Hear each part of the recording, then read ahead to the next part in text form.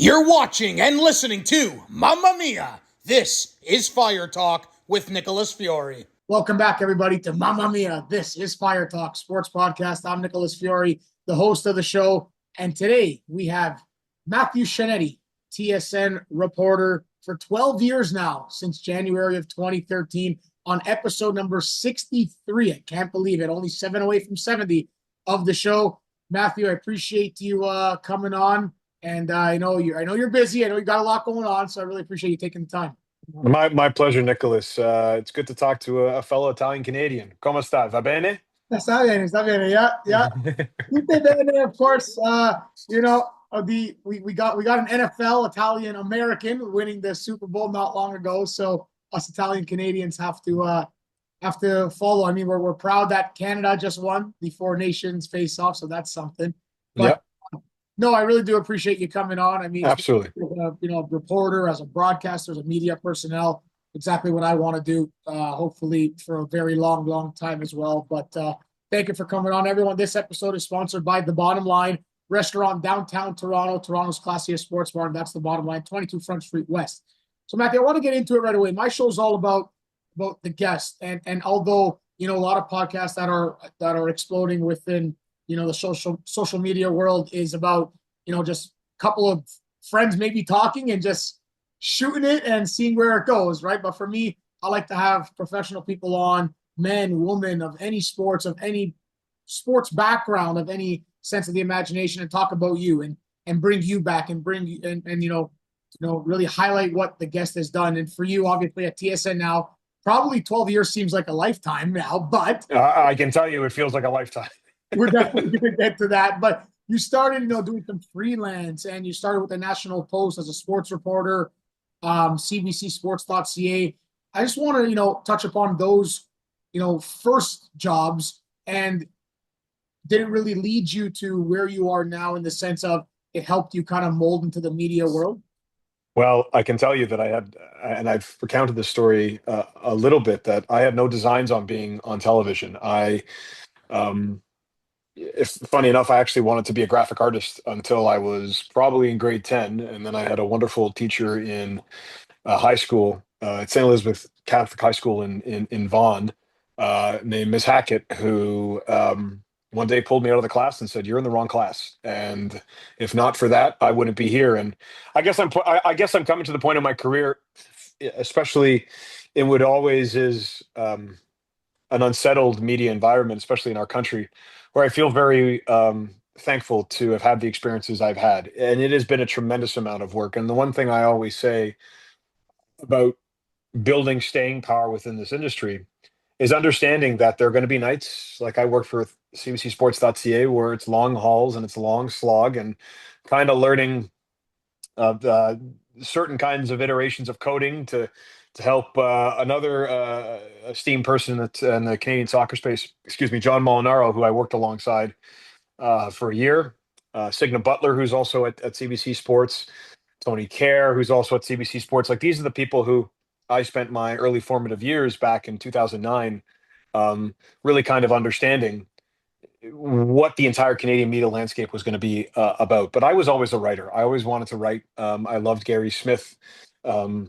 Spent a lot of time around and talking to Chris Jones, former Esquire writer who now writes for cbcsports.ca. But those years in the National Post, probably I feel the luckiest, because I came in at the very end of a time when so many sports reporters in this country, the Dave Festrucks, the Bruce Arthurs, the Sean Fitzgeralds, had made their way through that newsroom. And myself and Mark Masters, funny enough, our careers kind of like paralleled all the way through, because he had the internship and then I had the internship, and then he was the CFL reporter, then I was the CFL reporter, then he went to TSN, then I went to TSN.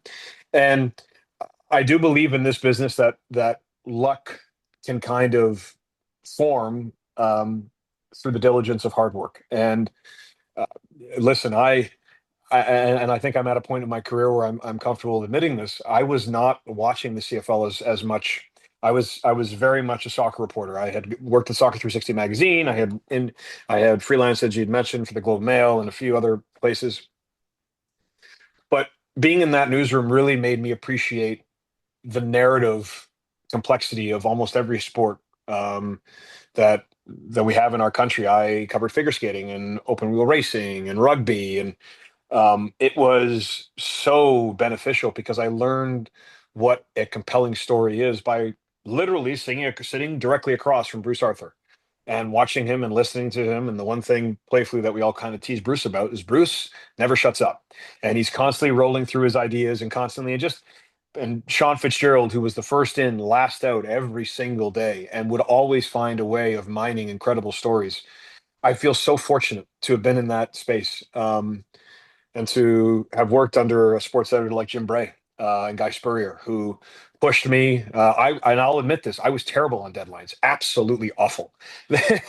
We had a national deadline and a local deadline, and your boy here was always running right up close to the clock. So, but to be that in my mid-20s and then have to shift as I did, was very very fortunate that Chris Cuthbert and Bruce Arthur, especially Bruce, having read my work, pitched to the TSN the idea of just giving me a screen test, and it was an awful screen test. I just wasn't ready for television, and I think in those first 2-3 years at TSN, I think I owe a lot to guys like Ken Volden, who looked at me and were like, you know what, there is something here, but the kid's going to have to work for it. So yeah, I've been fortunate, but that fortune has come through kind of understanding that if this was the industry I was going to be in, I was going to have to be all in. And those first few years at TSN, I mean, I would get a call at around this time saying you're on a flight at 4:30 to New Jersey,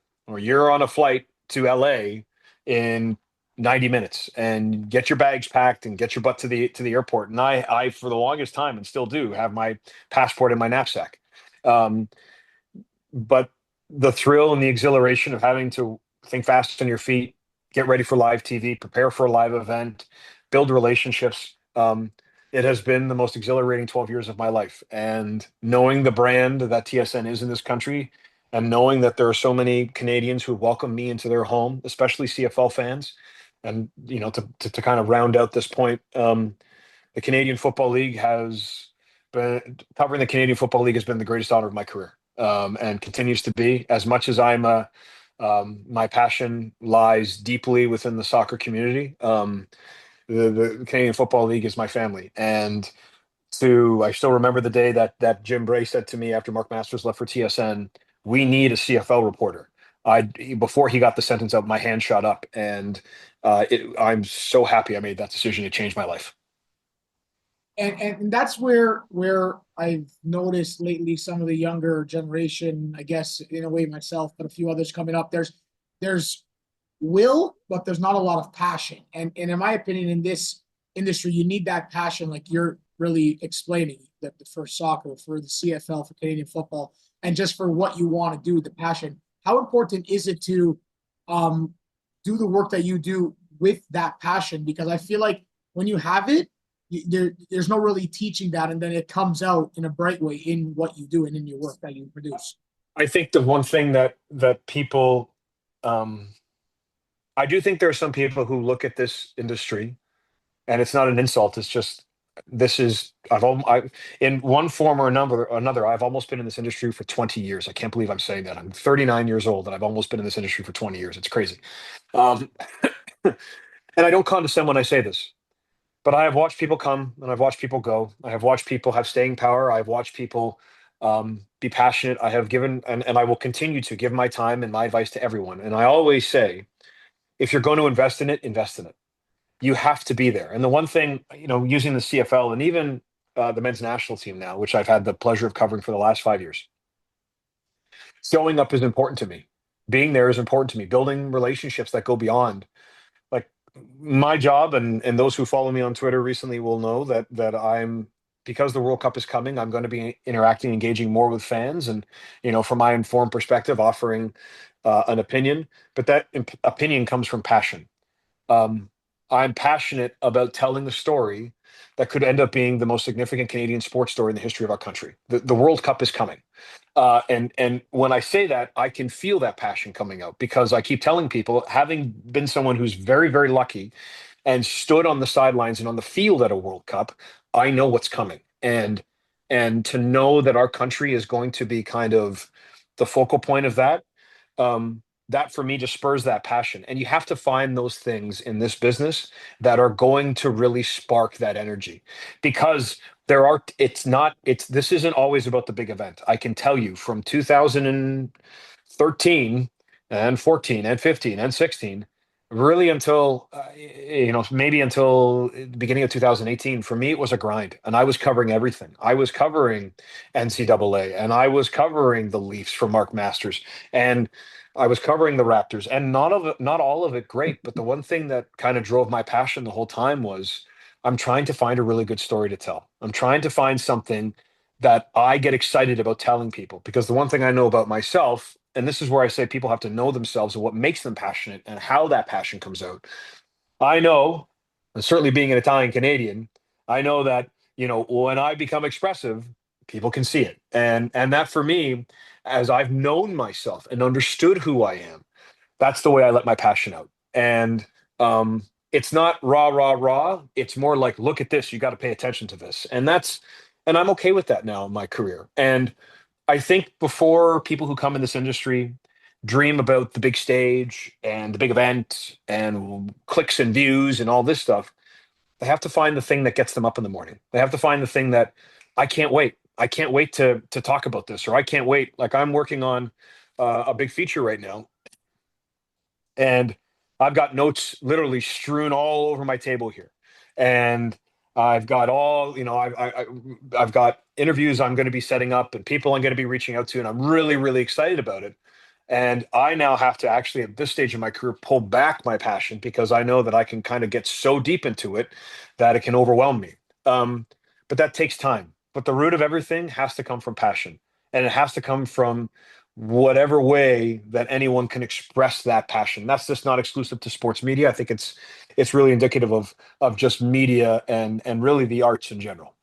And you talk about relationships as well, and obviously in any facet of life, relationships and maybe not trying to burn bridges are very important. And they always say it's not what you know, it's who you know, and all that jazz, right? And whether you want to believe that's true or not, it's in there. And I want to say, I mean, I'm 29, and I've been play-by-play broadcaster for Woodbridge Strikers now for 5 years in League One Ontario semi-pro. And then, play-by-play broadcaster in the junior A hockey landscape, the Oakville Blades and now the Toronto Patriots of the Ontario Junior Hockey League. And what I'm trying to get at is that I'm grinding and grinding, and people are going to say you're going to get there, you're going to get there. But it's all about the connections. And the connections made, is that really a real big thing in the sports media landscape within Canada, within Ontario? And can, if those connections are humble and respectful and kind, does that really truly go a long way? I'll add another word: genuine. I have to, and I say this, I say this with trying to be as like humble and matter of fact as I can. I interact with sports agents and athletes who occupy different spaces, and the one thing about me, and I don't want this to become a commentary on how other people do their jobs, but I just do it in a very particular way. Like I don't care. Like I don't care who you are. Like I don't like I'm going to be respectful of everybody, because my one mantra is just be decent. Just be decent and respectful. You don't have to agree with everybody all the time. Just be decent and respectful. And don't worry about how other people were projecting their energies into you. Worry about yourself. And that's why I've always taken the tact of having an open hand. I walk up to everyone and shake hands and try to be engaging. And sometimes, certainly, my lifelong sports icon, superstar, the guy that everything in my life that I model after is Eric Cantona, and he was always about chest up, head back, and just walk into it. And that for me is how I live my life. And every time I walk in and make a relationship or build a relationship with somebody, I'm like, I'm not going to play any games with you. This is just me. I wear the chucks, I wear the suits. When I'm really excited, you can tell and I'm not going to go ahead and just shoot from the hip. I'm always going to be fair and honest and upfront. And if you don't like something, you can always call me. I'm always about that. Like that to me, And I'm not saying that is a list of my 10 commandments and everyone should adhere to that. It's just when you come into this industry, if you're not willing to shake hands, if you're not willing to buy someone a coffee, if you're not willing to just kind of pick brains and realize that one, not everybody's going to like you, irrespective of what you think you can offer. Not everyone's going to like you, and that isn't up to you. Two, that every opportunity is a good opportunity. It doesn't mean you have to say yes to everything and everyone, but it's always good to have an open mind, and that's just the way that I approach life. It's not always perfect. I'm at a point where early on in my career I would have told this story, but I'm very honest about it now. When I first covered the Toronto Maple Leafs, Dion Phaneuf was not a big fan of some of the questions I was asking, partly because I was young, I was incredibly nervous, and I had no idea what I was doing because I wasn't a TV reporter. And Dion Phaneuf let me know it, and he pulled me outside of the Buffalo Sabres dressing room and told me that he didn't appreciate the questions I was asking. That's his right as the captain of the Toronto Maple Leafs to air his opinion, and I've had those situations with coaches of Toronto FC, with players in the NFL, and that's okay. Like you have to be comfortable enough within yourself to understand that this is a whole exercise in interactions. You're going to be interacting with people. You're going to be building a brand of yourself, and I think if you're genuine and authentic and open, that there is staying power in that. It doesn't necessarily mean that how I do it is the one right way, or how somebody else does it, or how you do it, Nicholas, is the right way. It's who you are. And I think if you portray who you are in this business, um, and that also aligns with diligence and hard work, you will find that will take you far. That's why I ask. 'Cause I'm trying to navigate where I want and need to go. You said, Eric Cantona for you. For me, it's the voice of the Maple Leafs, Joe Bowen. I mean, he's my goat, right? He's my legend on how I want to come into the industry as best as possible, of course. I want to talk about, some of the coverages that you said you did: NCAA March Madness, 5 Grey Cups, NBA, NFL, NHL playoffs for Mark Masters.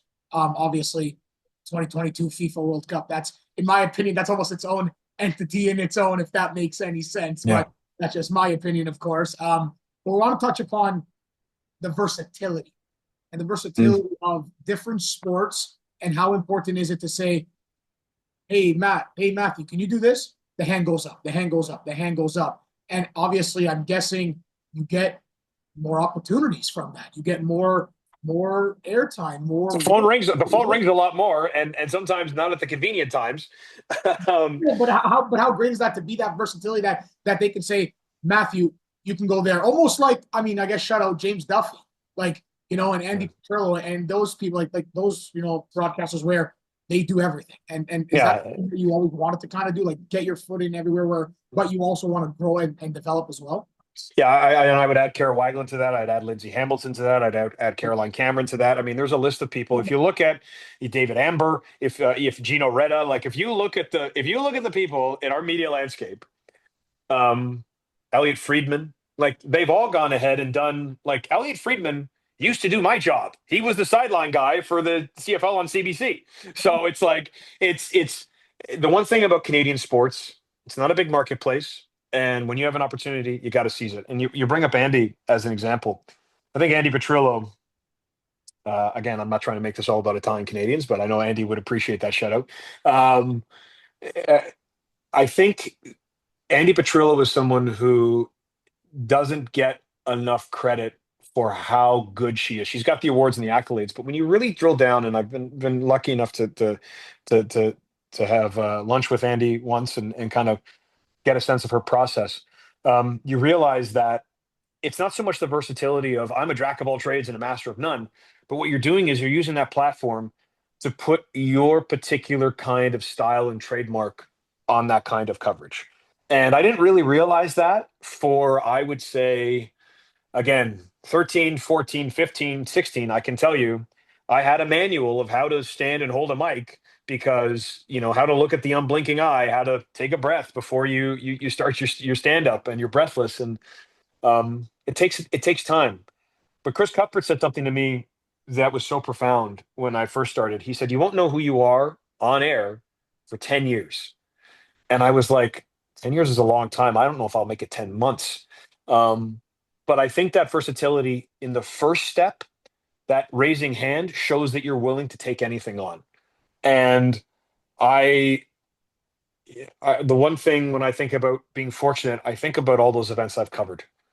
Not so much the event itself and being there and, snapping a picture, but like being there and being absolutely scared out of my mind. Being like, what am I doing here?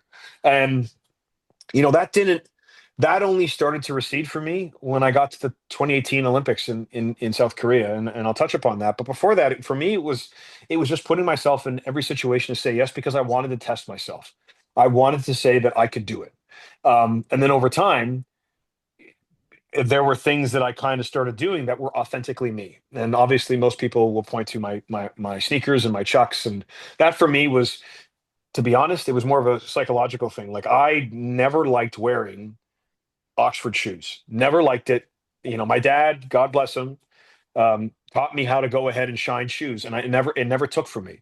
But wearing a suit, wearing a proper suit with a pair of sneakers, always just spoke to me. That's part of that on a different kind of rant is my affinity for science fiction television and David Tennant's Doctor Who many years ago, and him wearing Chucks with a suit. But overall, like, it's the authenticity. So there's versatility there, but then after time becomes authenticity, because again, watching Andy Petrillo, she's Andy Petrillo, she's Andy Petrillo going ahead and broadcasting Olympic events. She's Andy Petrillo on One Soccer, talking to you and taking you through the development of the Canadian men's national team. She's Andy Petrillo, and she's on Amazon. Like, it becomes a brand, and that is the end game. But that road to start is that versatility that you have to have, and that willingness to take you all the way through.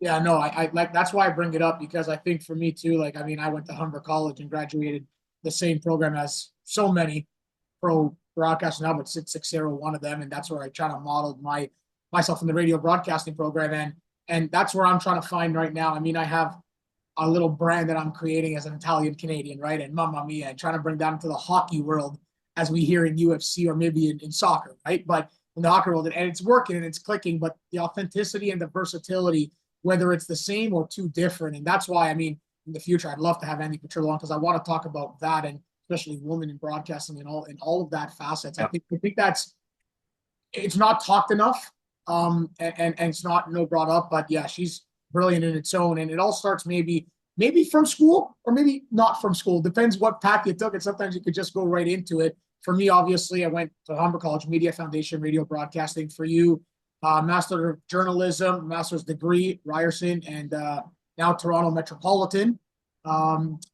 Did A very simple question, I guess. Did school, in your opinion, one, set you up to where you are now, set you up to get into the industry? Because I don't think if I went to school in that certain program, I'd even be in the industry right I am so lucky that I went to the Master of Journalism program, and I'll give you a list of the names. Wendy Gillis is on the forefront. She might be the best crime reporter in the country. Liam Casey, one of the best. He was at the forefront of the and was breaking stories about Marineland. An incredible investigative journalist, works for Canadian Press. Corey Ruff has worked for a number of nonprofit organizations, but is now working for Amnesty International. Ashley Chinati works as a political advisor and a political consultant after spending years as a journalist. I could go on and tell you that entire class that I was with changed my life.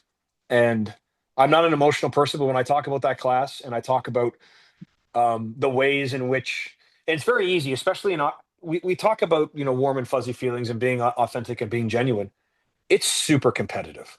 Like, it's hyper competitive. Like, the one thing about this industry is, if you want to be in it, buckle up, put on your chin strap and tie up your shoes, because it is an absolute competition. But the wonderful thing is, when you kind of understand and respect everyone for the qualities and the traits that they can bring that are exclusive to them. I talk about Liam Vu, who I went to school with, who is the face of global breakfast television. I talk about Jabel Nikogaizu, who came from Rwanda and is a sports reporter now with the Toronto Star. I went to school with all these people, and every one of them gave me something that I've now taken into my career. And that's the thing and I do speak to classes often, and I try to reiterate to them, yeah, it's a competition. And it's not about winning and losing. It's about like what you can gain, because the competition should be with yourself. What am I reading? What am I passionate about? What stories am I pursuing? How am I putting those stories? Like, you should be the one competing against yourself. You shouldn't be like, for example, in right now, the two people who cover the Canadian men's national team more consistently than anyone else is myself and Joshua Cloak. I've taken the understanding that I've had at TMU and said, I'm not in competition with Josh. Like, Josh broke a story today about Daniel Jefferson story, deciding to move to the Canadian men's national team. I'm not in competition with Josh. This is just how I see it, because I'm like, no, I'm in competition with myself. And how can I push myself, and how can I be better? And I got all of that from being with that class at Toronto Metropolitan University, and even before then. I went to York University for professional writing. I still don't know what that degree is. I wanted to go. I wanted to go to TMU, and I respect York, and it gave me 5 years and a degree. But that class, and I know that there's a whole, including Humber, there's a whole category and catalog of great institutions in this country that provide great media training, whether it's Humber or Sheridan or TMU, even going all the way out west to UBC and Carleton. Although, I don't like to go ahead and give Carleton much love, because they're TMU's main rivals when it comes to journalism. But there are so many great places, and when you sit in those classrooms, the nerves will always get you. But I remember the first person that I met at Toronto Metropolitan University was Julia Chapman, who is now the executive producer of The World This Hour with CBC News. And I really think all of us together, pushing each other and kind of embracing each other as a collective, and competing with each other, but in a way that we all embraced each other's qualities, has all set us up for success. So, and I don't think that's just true of me. I think it's true of in those centers of higher learning and higher education. I think that's possible anywhere.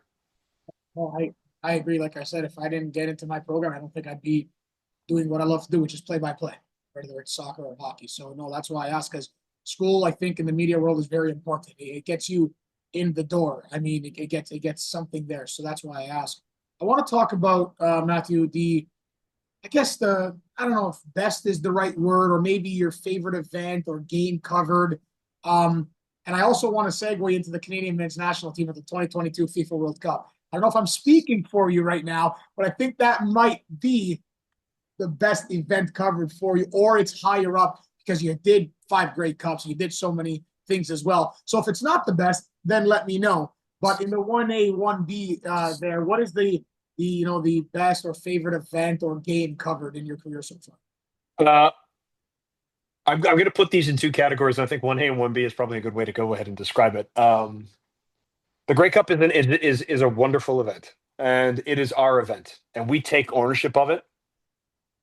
And the enormity of it, you only realize it when you're on the field. And it'll be the greatest honor of my life to know that I have been a part of those many, and knock on wood, continue to be on that broadcast, because it's who we are. And given the current climate right now, I am damn proud to be Canadian. I am damn proud to cover the Canadian Football League.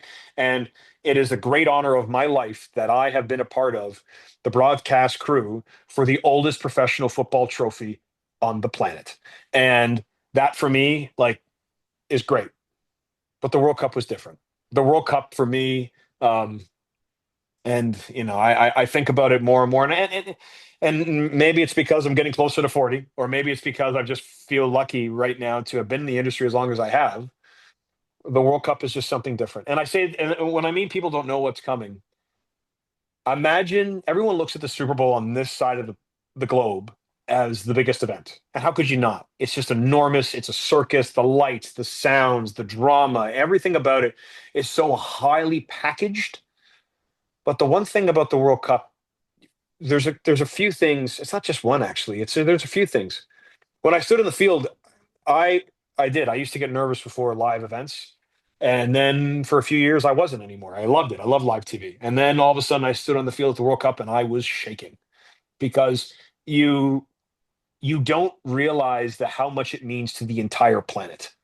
And I know it might sound Pollyannish or hyperbolic, but like this thing mattered. The loudest crowd I have been around is Canada's game against Morocco because the Moroccans knew if they beat Canada, they were winning that group.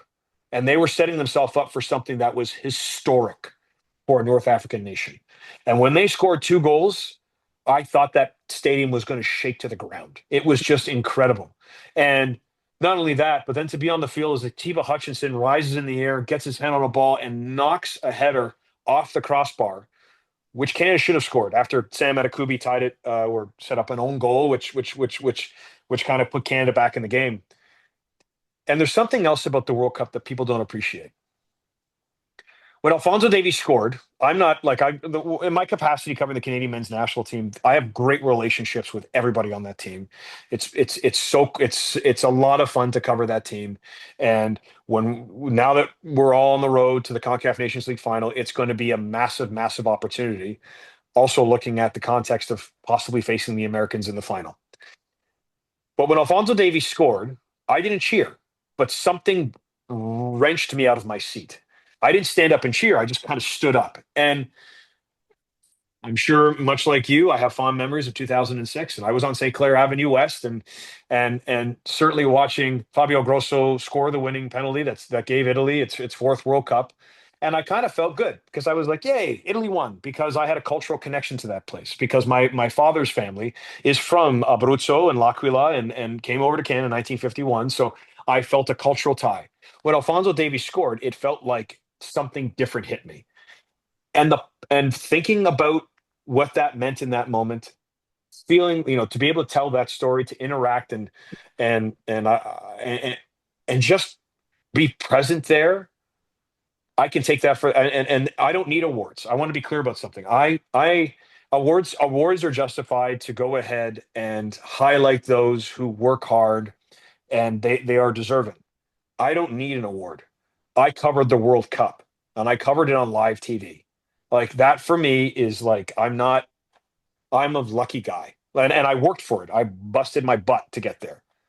But I lived it, and that for me is more than enough. And although the Grey Cup, I should say, is special because it belongs to us, covering that World Cup, covering the Canadian men's national team on that stage, and God willing, and continuing to do that, and through the 2026 World Cup, that's just different because it's who we are as a nation on the biggest stage in the world.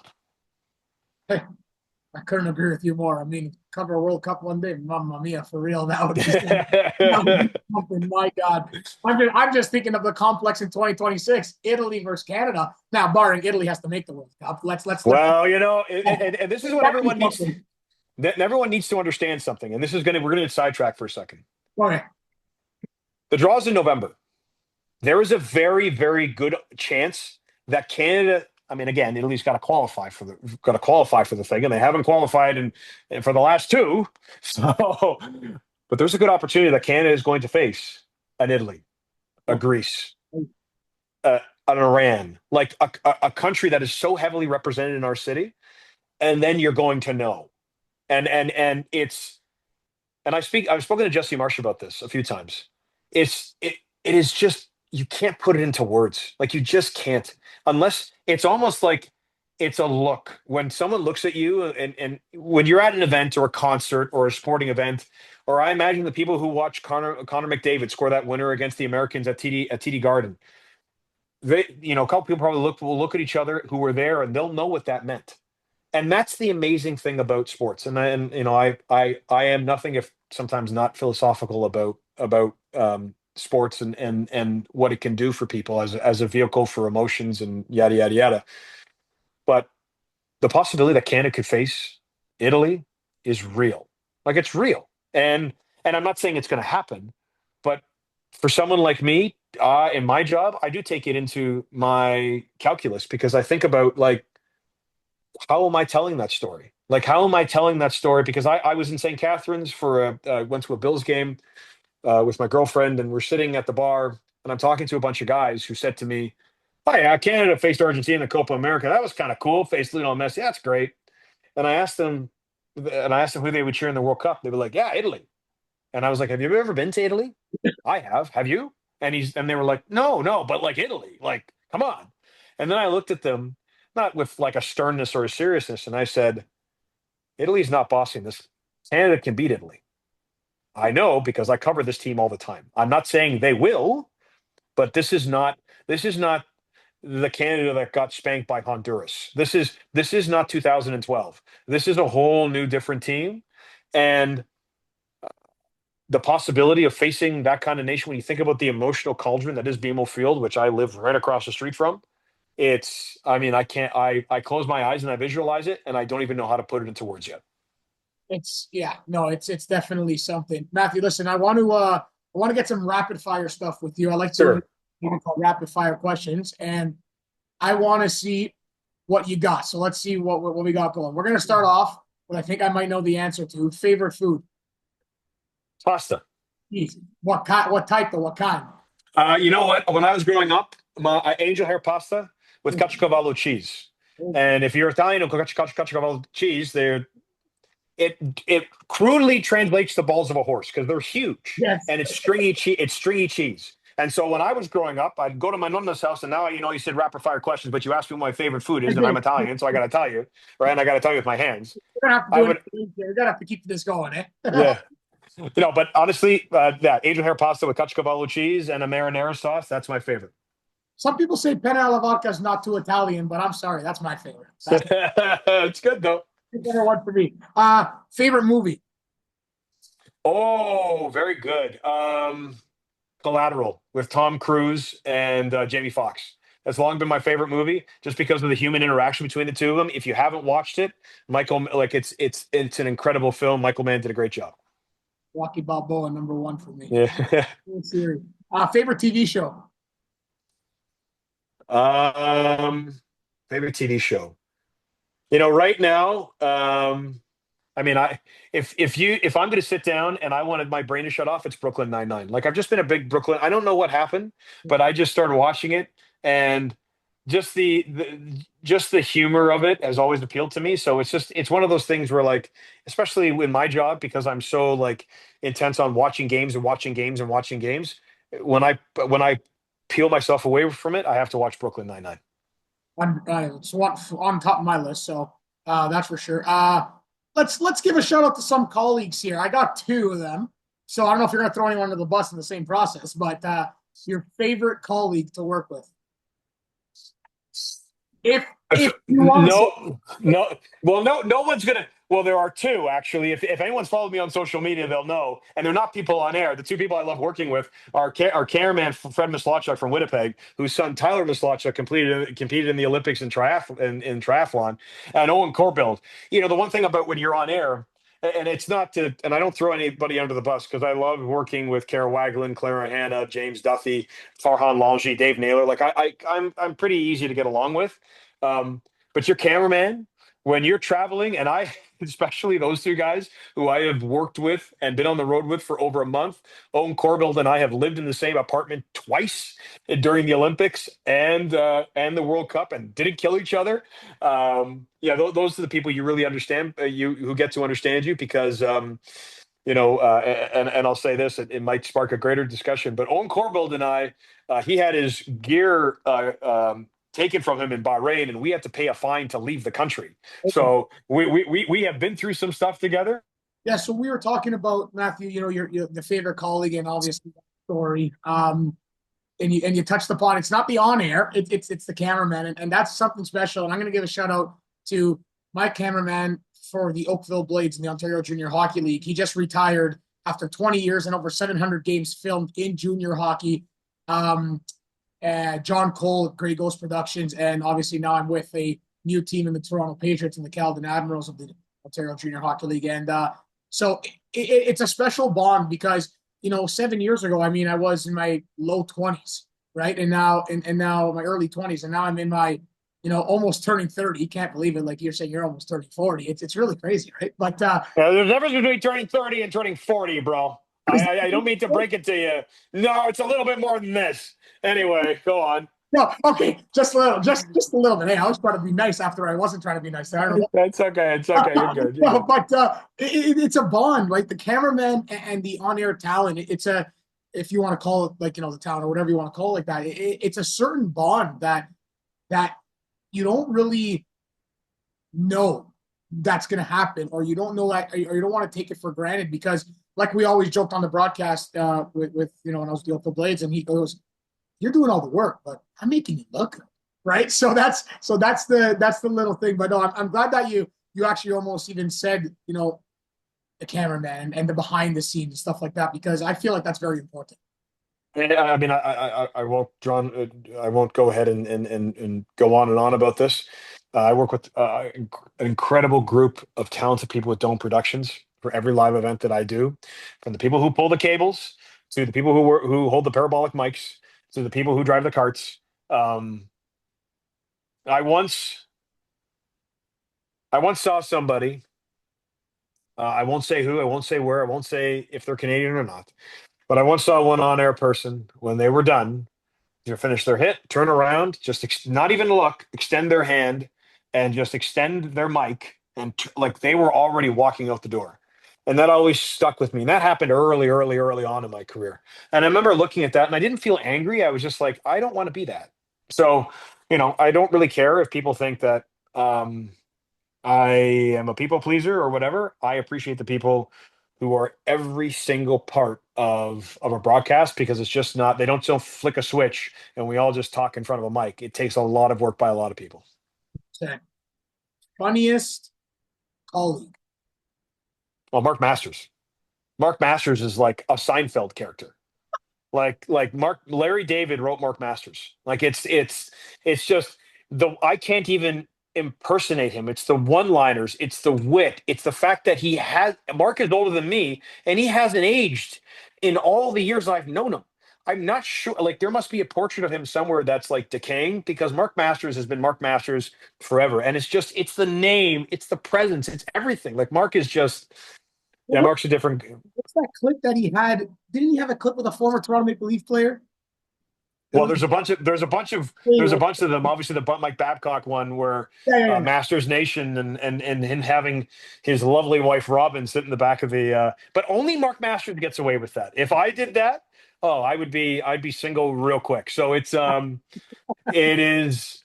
He is an absolute joy to work with, and to see how he has built a reputation for himself in Canadian hockey, being a guy who was very passionate about the Canadian Football League. A lot of my passion that I have now for the Canadian Football League, I got from Mark Masters and just watching him cover the league. I mean, this is a guy who sat in on Hamilton City Council when they were deciding the fate of the new stadium once they tore down Ivor Wynn, and he was deep into that. Like, this guy loves the Canadian Football League, but to see the kind of respect that he now garners across the hockey world is pretty cool. I ask the athletes and I say, what's your favorite pregame song? For you, do you have a track that before you go on the air, or maybe on the way to the studio or something like that, or on the way to, the stadium in Qatar, FIFA World Cup, that there's just that one song that one. Yeah, so there will always be some things I keep very close to the vest, and this is one of them. But it's funny. I do not deny that the way that I do live broadcasts is I have to amp myself up to a point where I'm so engaged, because there is so much sensory going on, especially at the World Cup. So many lights, so many sounds. Like I need to feel all that energy. Thunderstruck has always been a great song. I love it. I once spoke to a bobsleigh athlete who told me that before she got into the start house, and she'd won multiple gold medals, that she'd always have Thunderstruck on because it just got her like ready and just like completely engaged. So yeah, I will share that Thunderstruck is one of those songs for me. I want to ask you about three teams that that we've discussed quite a bit, is within the leagues, is obviously Toronto FC, as you were on MLS on TSN, Argos, Toronto Argonauts, obviously CFL on TSN, and obviously you covered the Canadian men's national team. So we don't have to go too in depth on it if it's not the right time in order to do so. But just quickly, in your opinions, obviously, the start of the TFC season, going for Canada, the CONCACAF Nations League, and then obviously next year's World Cup, and the Argos just won the Grey Cup. Will the Argos repeat and go? No, they won't. They've made some massive changes, and their brain trust has decided to move on from some pieces. It is going to take a huge lift, and now they're going to have to manage a quarterback. I mean, I'm not going to go and say it's a quarterback controversy because Chad Kelly got them to the East Final and then got an injury that, irrespective of how you feel about Chad Kelly's personality or how he conducted himself in the media, is a terrible injury for anybody to get. But Nick Arbuckle came in and did a job. He won the Grey Cup.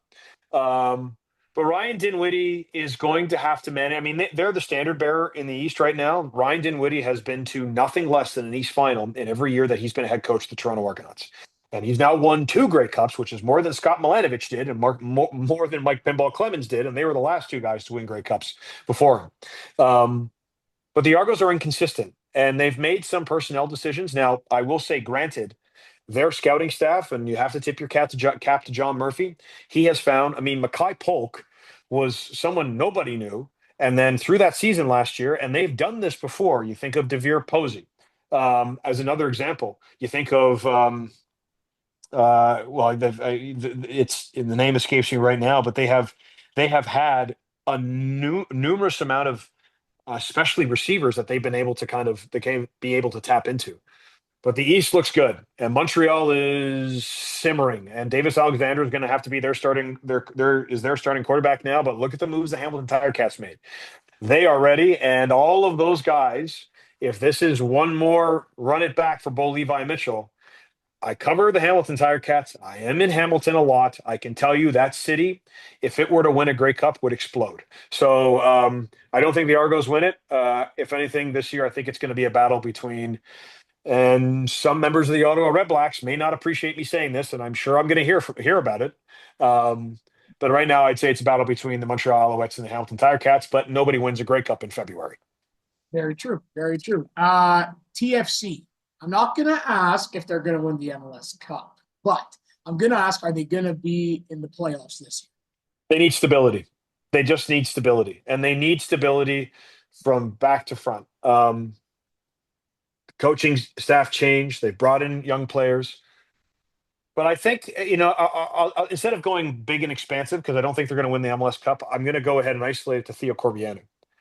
If Toronto FC can find stability and invest in a young player in a way that they can invest in Theo Corbianu, who was just named on the preliminary 60-man squad for the CONCACAF Nations League, I think that's on the road to stability, because they have had moments over the last, really since the 2019 MLS Cup, where they've just made decisions that either make no sense, certainly I imagine driven by economics, but they really, I think, and I imagine that some people would take me to task on this, and I'd be glad to have the debate.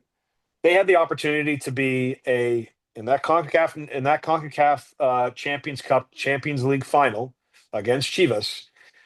It's a penalty shootout. You don't always win those. It's a coin flip, but that was an opportunity for them to build on it. And building on that, unfortunately, at the time, and certainly in Major League Soccer, required money. Now, there's GAM and TAM and the salary cap and all those permutations and certainly locker room discontent. And there's a lot of things that go into it, and players aging and so on and so on and so on. So it's not as easy as saying pay up and keep winning. But they need stability now. And if they can build that stability, because there is no more expectant crowd in this city than a Toronto FC crowd. They come to be entertained, they come to enjoy, and they know what it's like to win it all. And before then, I covered that team in the early years. It was tough. It was a lot of really, really hard games to watch and a lot of winless and scoreless streaks. But they built something. And when you walk into their facility at Downsview Park, you can tell that they're all diligently working towards trying to find that thing again. But if they can go ahead and invest in, and certainly, you can make the argument from outside that they've not invested well in the Canadian talent, as an example. We can certainly now discuss the Lorenzo Insigne move. We can certainly discuss whether or not Federico Bernardeschi is someone that they should continue investing in. All of those things I think are up for grabs. But if you can find a little bit of stability by really investing in your development, maybe that's just one step for TFC to get back to where they've been before. And I have, even like you're talking about, like the fans want to be entertained. I mean, I've gone to a lot of games. Me and my sister have gone to both back-to-back MLS Cup finals. And you said when Canada and Morocco in the World Cup in Qatar was crazy. We were jumping when we won in 2017, and I thought the whole second level was going to collapse. I was there, and that is a that was crazy. Yeah. No doubt. And if you think that's the way it is, they're ready for the walkout when Canada goes ahead and opens the World Cup in I already am trying to figure out how I'm going to get tickets for that. I don't know how that's going to happen. You should also try to figure out how you're going to get downtown for that, because you might have to leave your house now. Yeah. Well, I'm in Brampton, so that might driving down the 410, you might want to get out of your car now, because driving down the 410 for a World Cup, there's a lot of things that they're going to have to happen. All of our Brampton talent on the men's national team. My goodness. You know what? Brampton's a special place, man. Brampton and I just saw an interview with Jesse Marsh with Ontario Soccer, and he goes, he was looking, and he goes, I don't know, everything was coming up, and it was a Brampton. He goes, what the heck is going on in Brampton? Well, listen, Jesse, we got a lot of talent here, and I want to, and all my friends are from either the Vaughan, Maple, Brampton area as well. And I talk about like the five. I'm a diehard fan of all my teams that I support in all the five major sports and beyond. And for me, I've always told my friends, I've told my family too, I believe in the last few years, and me and my dad, I mean, I was in Maple Leafs pajamas as soon as I was on the earth. So for me, that's one of my number ones. And Inter Milan is actually, I just went to Italy and watched this game at the San Siro. That's my number two, if not number one. Nerazzurri. That's it. Nerazzurri. We're in first place right now. Let's try to keep it down. Napoli lost to Como, thank God. But like that atmosphere, I think it's one of the best atmospheres in the five major sports in the city of Toronto is BMO Field for a Toronto FC game, in my humble opinion. Leafs are okay. Raps are okay. A little bit too much suits still. TFC, it's all about the fans. Argos as well. Wish it gets full a little bit more, and I think the CFL is continuing to grow. Right. But the demand is there, and for Toronto FC. And all I gotta say is Lorenzo Insigne and Mamma Mia, what's going on over there? It's a whole disaster. It's so sad. I mean, we went to the game, one of the first games when they came. My sister had and she's only 3 years younger than me, so she's quite older as well. And she had her Italy World Cup or Euro Cup Insigne jersey. 5 years old, started to cry when meeting Lorenzo Insigne. And obviously, I mean, we got our picks and we got our autographs and all that, and Bernardeschi's still there. But it's just sad to see where there's a saga that's going on like that. But then you see such a bright opening game. Yes, they drew last season as well, back-to-back seasons in the opening game of the season.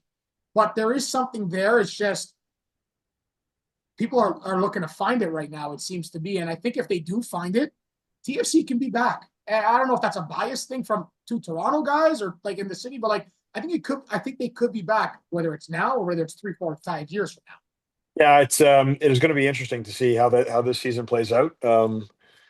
Just don't sleep on the other Canadian teams too. Vancouver walked all over Portland, and although they lost, close to it. And Nelson, look what he did in Vancouver the other day. Jaden Nelson is on a revenge tour. I can tell you that. I spoke to him last week. He is on a revenge tour, and that will bode well for Jesse Marsh, because the one thing that Jesse wants is he wants depth in every position.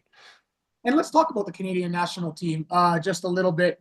I guess a hot take. Okay, I'm going to ask, are we going to win the 2026 FIFA World Cup? Okay, hold on. Well, how far are they going to go in the 2026 FIFA World Cup? Yes, barring groups, they can be backed with somehow, I guess.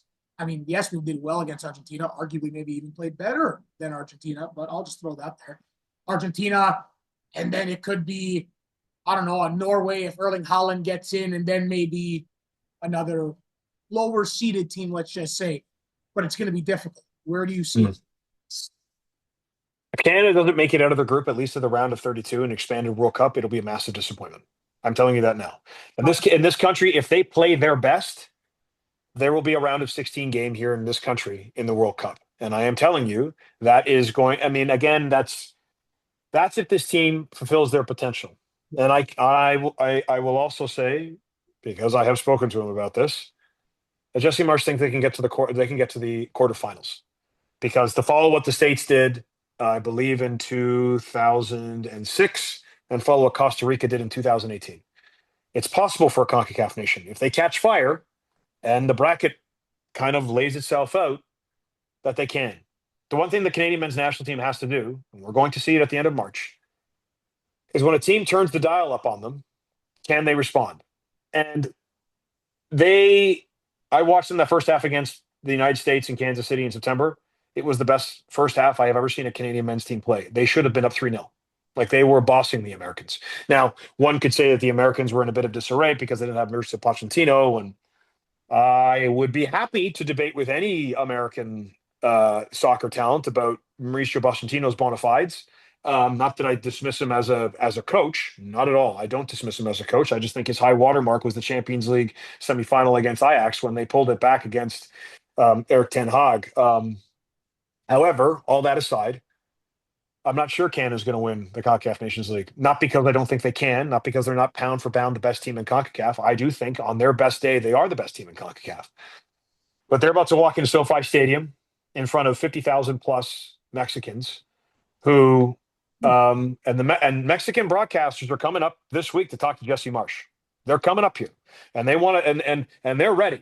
So if they're ready, and if you think about it, they only have to travel north up to California, up to Southern California, Los Angeles. Canadians are going to have to fly a 12-hour flight, especially if you're in Europe, to go ahead and get ready for that game. It's a massive, massive, massive opportunity, but a massive challenge. And then you beat the Mexicans, and what are you likely going to get? Although if Panama beats the United States, I don't think anybody would be shocked. But then all of a sudden you're facing Jesse Marsh walking out with his Canadian men's national team against Mauricio Pochettino and the U.S. national team, with everything that is happening politically and societally right now. You're going to tell me that is going to be a cauldron? I will be there, and I will absolutely tell you it is going to be absolutely brimming with energy. If the men's team, and I've said this before, and I have no problem saying it, if the Canadian men's team beat the Americans in that atmosphere and they win the CONCACAF Nations League, buckle up, because we're in for a long ride here. And they will be absolutely primed to get ready, because this team, man to man, I've spoken to all of them. They know that they are the best team in CONCACAF. But the one thing they don't have is a trophy. They can say that they were the best offense, best defense, and they got to the first World Cup, and John Herdman can very much hang that hat, and he can put that banner up. But they didn't get a trophy for that. They got the right to go play in the World Cup, and they lost all 3 games. And they really only scored from open play 1 goal, and the other one was an own goal. Copa America, though, proved it wasn't a fluke.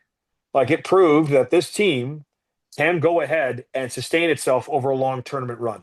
But look at the teams it faced. And this is not diminishing what Canada did. They lost to Argentina.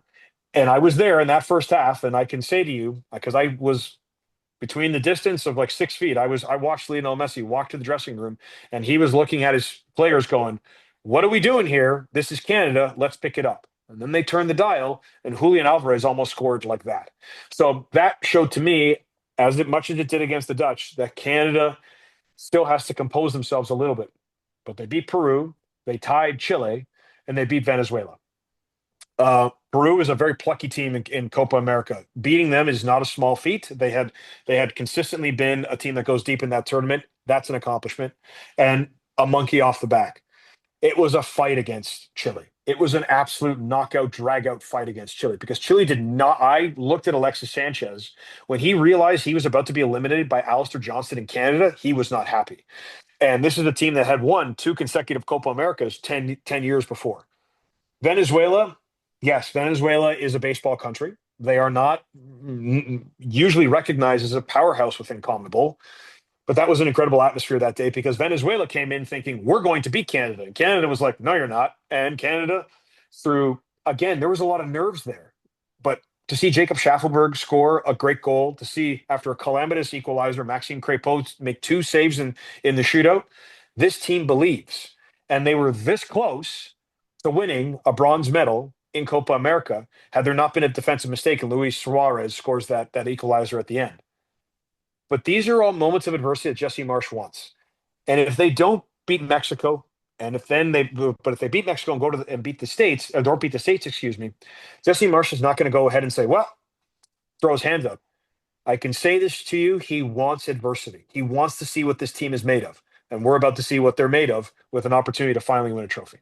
There's commitment. And what I found about it is, as I do want to move on, but you got to touch upon it because the commitment level, you have an American coach taking over Canada with Jesse Marsch. You have now Promise David coming over. You have Jebsen from Bournemouth in the Premier League coming over. There's commitment, barring, yes, they might not get opportunities with the likes of their other countries that their mother or father or their genes are relied upon in the sense of England or Jamaica and so on and so forth.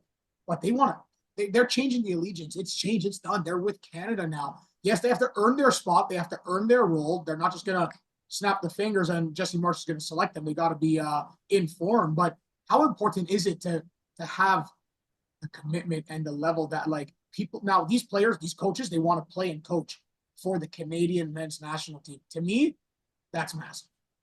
I think the big story here is whether or not Daniel Jebsen and Promise David are going to walk in that locker room and realize they're not going to get a start. They're not going to be handed things. And this is the one thing about this is a brotherhood in this locker room. But I am not dismissing what has happened with Daniel Jebsen coming over. It's not. It's good. He's a striker in the Premier League. He's long flirted with going to England, and I know that this is kind of maybe for some Canadian soccer fans a great moment because anyone mentions the name Fikayo Tomori, and a lot of Canadian soccer fans do this because if Fikayo Tomori was on this team, we're having a very different conversation when you look at the way Moise Babito and Derek Cornelius have really established themselves in the center of that defense. But Promise David coming in and certainly playing well in Belgium, which is a good league, and I've certainly covered it when Tejan Buchanan was with Club Rouge, and Daniel Jebsen coming in, and certainly he's had his opportunities with Bournemouth. But Jesse Marsch isn't going to hand anything to anybody, and this is going to be interesting because he's going to have to manage expectations because there's going to be a lineup of people who are going to think, and I can tell you, Kamal Miller is one of them because Kamal Miller told me last week that he thought he was going to be the starting center back for Canada until 2030. And then Jesse Marsch came in and said, here's Derek Cornelius and Moise Babito, and great, look how great they're playing. And Kamal, now you're going to sit on the bench. So everything is changing now with the Canadian men's national team in terms of roster depth, in terms of kind of understanding where we are with the progress of this team. But I have to tell you, mentally, they still have to be tested because it is not a given that they walk out against Mexico and they don't concede. Max Crépeau just had not a great game against Vancouver. And Dane St. Clair, although he made some saves, started the season with a loss against LAFC. There's more to this team that has to kind of coalesce and find that confidence and find that consistency and find that depth than Daniel Jebsen and Promise David. And I'm having kind of this pseudo debate on social media right now with people who might think that Promise David should get a start. I don't think so. So it's not, and I'm not dismissing Promise David. I'm not dismissing him at all. But Kyle Larin, irrespective of what you think about where his form is now in his late 20s, early 30s with Mallorca, he's played in the Champions League. He scored crucial goals for Canada, and he is still 1 or 2 goals behind Jonathan David. Really, and I've had this debate with many. The absolute must-starts on this team are only Jonathan David and Alphonso Davies, and this is why. Alistair Johnston, if he plays out of his mind like he did against Bayern Munich, that is great. But Alistair Johnston is a right back. And if Alistair Johnston can continue, and he had a chance to score against Bayern. If he continues to add offense to his game, he is going to be as irreplaceable. And at some point, he's going to have to raise his level because Alphonso Davies plays for Bayern Munich. Jonathan David plays for Lille, and he's in the knockout round. He's in the next knockout phase of the Champions League. Alistair Johnston plays for Celtic, which, with all due respect, is not even on the level. It may not even be on the level of MLS. So it's when you're looking through and Moise Babito's the same way. Moise Babito's a revelation, but he's had moments of inconsistency with Nice. Derek Cornelius is great, and his story is incredible. But has he reached his ceiling with Olympique Marseille? These are the kinds of conversations we're having now. It's not hard and fast debate. It's not this guy over this guy. It's just looking at this whole lineup going, what's the best lineup for Canada? And I think that's the positive, is that you're looking at everything and saying, what about this guy here and that guy there and this guy here? And I, having covered this team for 5 years, 18 months ago, and definitely 24 months ago, we weren't having that conversation. We were talking about, oh my goodness, Canada's defense might be its weakest point, and oh my goodness, who's playing in net? Or like there were little sprites and opportunities of a lot of energy and technical ability, but now this team is that good. And in order to play in this team, you're going to have to be that good. Healthy competition, just like with the Maple Leafs right now with the two goaltenders, right? And Joseph Woll and Anthony Stolarz. I mean, healthy competition. I mean, for me, I'm a big Richie Laryea guy. I had him on the show as well, and I think Richie and Alistair on that right side could be some pretty good. Well, and the one thing about Richie that Richie does, and Richie and Alistair, if we're going to have a debate about this position, Alistair has the same kind of don't mess with me, F you attitude that Richie Laryea does. Yeah. Alistair Johnston has the speed and engine that Richie Laryea does. What Richie Laryea can offer you every so often is he can offer you a little bit more offense than Alistair Johnston can. It doesn't mean that offense isn't a part of Alistair Johnston's game. It's just that he can. And the one thing, too, that you can do with Richie Laryea, you can play him on the right or you can play him on the left. He is versatile. So this is and this is not like a shaking the. I mean, I'm having a discussion on whether or not now it should be on one wing should be Ali Ahmed, Jaden Nelson, or Tajon Buchanan. And the fact that we're having this conversation is great. Tajon Buchanan should start because Tajon Buchanan has won championships, has been in real big games, and has proven himself. He hasn't been in a big game for 12 months, but Jaden Nelson just had one good game against. Now, Jaden Nelson has 4 great games and shows something. Absolutely, he should be considered. Ali Ahmed's not even getting into the squad of Vancouver Whitecaps, and he knows that. He has to find consistency. So, but these are the nuanced conversations we're having now, and that's spectacular because the more we're elevating the conversation to a level of debate that I hope in 6 months' time, once we break down who's Canada's facing in a home World Cup, those conversations are only going to increase. And as someone who covers the men's national team, I love that. I might have to reach out to you during the World Cup. I think I need a ticket to get to a game. Well, buddy, you know what? You may not want my number because I am going to be the one thing about this World Cup, and my phone is going to be off. I am going to be working, and you know what? It's the biggest event, and you know what? It's going to be ding, ding, ding, ding, ding. You have no phone. And my notifications are off. I got a job to do, but no, I totally. You know what? If I can hook anybody up, I'll try to hook you up, my guy. Let's go. Hey, if you don't shoot your shot, you ain't getting nowhere. Yeah, it's true. It's true, bro. I have a couple more questions. I guess the last rapid fire, which we're Italian Canadian. I don't think there's such thing as rapid fire anymore, to be honest with you. No, I clearly failed that. Your favorite person that you've ever interviewed? It could be in a feature that obviously you're not talking about the feature that you're working on now, of course not, but the feature, a past feature, or just straight up post game. Marie-Philippe Poulin. Marie-Philippe Poulin, I covered the Canadian women's national team during the 2018 Olympics when they lost to the United States. And she came over in the mix zone, and I was asking her what she felt about her team and how proud she was. She bent her head down. And then she looked up at me, and there were tears streaming down her face. And she said, "I will remember this day every day for the next 4 years." And I could feel the goosebumps just going like all over me because I was like, "Yeah, no, she is." And having been around MPP professionally a few times, I have a tremendous amount of respect for her. She's just somebody who just exudes a level of confidence and dedication that I really, really appreciate. That's not to discount all of the athletes I've ever interviewed, but to be able to, I have nothing but great experiences interviewing Marie-Philippe Poulin. I remember the last Olympics, or was it 2 Olympics ago? We were watching the game. I think it was 2 or 3 in the morning. And Marie-Philippe Poulin scored a winner. My sister and I, my parents were asleep upstairs. My sister and I were watching, and we just loved saying her name. Marie-Philippe Poulin. MPP, yeah. Legend in our country. And I'm happy I went to go see her in Brampton at the CAA Center when they lost, unfortunately, the USA at the World Championship. I was there at that game too. Unbelievable. Second last year, your TSN features. it's more in depth. It's more personal. It's even though it's for us to watch, it's one-on-one in a way. How do you feel about when you do that and really the in-depth feelings that come out of it? Yeah, it's great. I mean, emotion is a part of who I am. I think everyone who's ever interacted with me longer than a second knows that I'm a wear a heart on my sleeve kind of guy. But I love it. I love being able to incorporate writing, incorporate that aspect of my personality back into my work because, to be honest, I didn't. When I left the National Post, I didn't know if I'd ever be writing again. And to know that I'm writing now and back in a wheelhouse that I love, it's very special to me. And finally, for you, Matthew, we've been talking a lot, and honestly, this chat has been one of the out of my 63 episodes at the top. Feels like I can talk to you forever, which is maybe that's the Italian blood. I'm telling you, there's something That's true. crazy. Advice for me. A lot of people don't know, and I've said it a few times on an episode here. There, obviously, my family knows and my close personal friends. But I wanted to be a sports broadcaster since I was born. Straight up, play-by-play for hockey was my number one. Soccer 1B is 1B as well.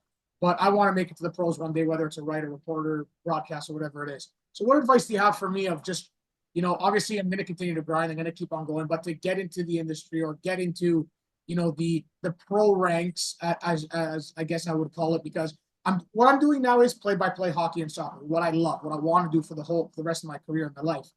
But just to get to that next level and that next step, what would your advice be to me? And for all the youngsters or even in school right now that want to get to the next level?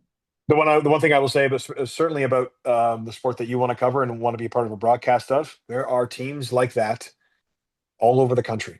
It's like covering college football in the United States. I would say cast your net far afield and look at opportunities of. I look at Kenzie Lalonde, who worked for Eastlink in the Maritime. Shout out to Eastlink and the Maritimes, and was able to build a brand for herself quite professionally and aggressively to a point now where she's at TSN. And especially in hockey in this country, if you are a part of that ecosystem, you are being watched. The amount of people who watch hockey in this country, especially grassroots hockey, is far more significant than we think.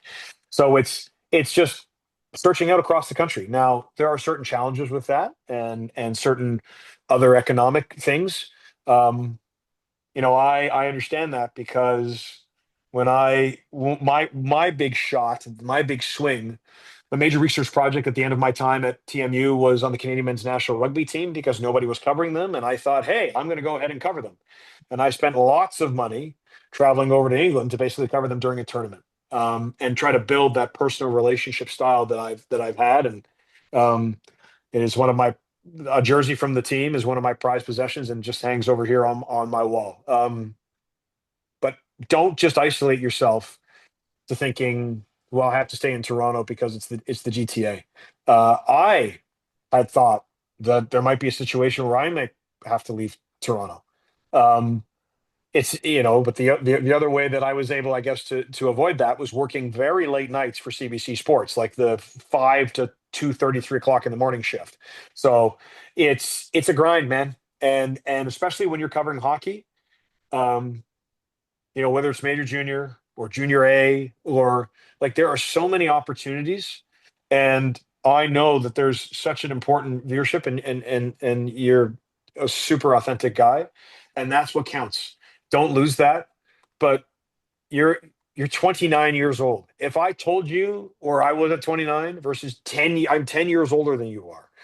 And those 10 years have felt like a lifetime, like a complete, like I feel like I've lived at least three lives Yeah. through that whole thing, and it's crazy.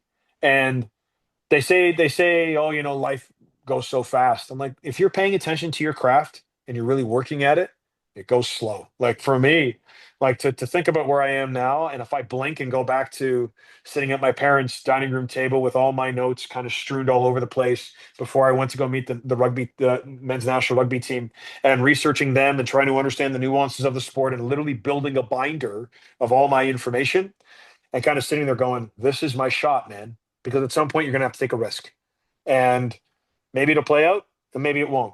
But if you've invested the time and the energy and the dedication into it and said, you know what, and I'm not implying that you should, but if you said, you know what, I'm going to go cover the Charlottetown Islanders, there's an opportunity that's opened up, and I'm going to go out there, and it's a QMJHL team, and they've offered me the opportunity to be their play-by-play guy for a season.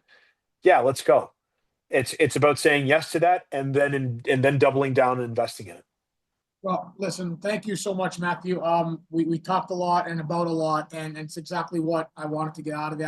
I didn't want to keep you forever, but when you keep on chatting and when it's super authentic and passionate and real, especially technically, from a professional reporter, broadcaster like yourself, and one of the most humble people that I've spoken to so far, men or women. Really appreciate you taking the time, chatting, and it was a fantastic chat. And thank you. And let's go Canada, right? That's the main focus here. Let's go Canada. So And you know what? I never go ahead and put any team colors on apart from the New York Jets and Manchester United. So I live a very depressing existence as a sports fan. Well, I'm Very going Cowboys and Maple Leafs in those two areas. So good Yeah, luck. no, yeah, fair enough. But one thing I say to everybody: get ready, because look at these points now with the men's national team. Take a look at the end of March, and like I said, if they can win that Nations League, buckle up, get ready, because we're in for a long ride.